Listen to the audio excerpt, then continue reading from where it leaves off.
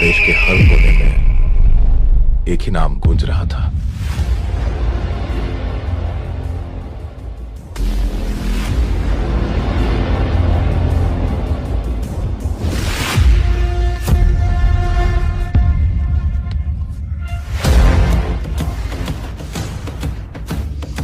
कौन है ये आदमी? इसे ना पैसों की परवाह है, ना पावर का खौफ। पुष्पा सिर्फ एक नाम नहीं है, पुष्पा मतलब ब्रांड।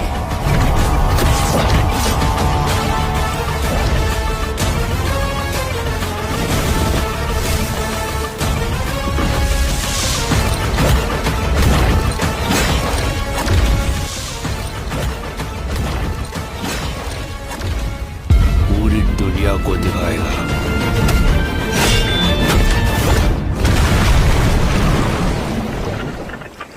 अरे दीवानो मुझे पहचानो,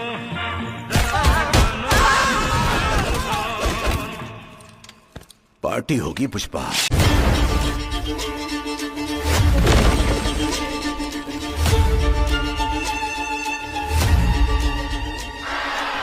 जो मेरे हक का पैसा है वो 4 आना हो या 8 आना,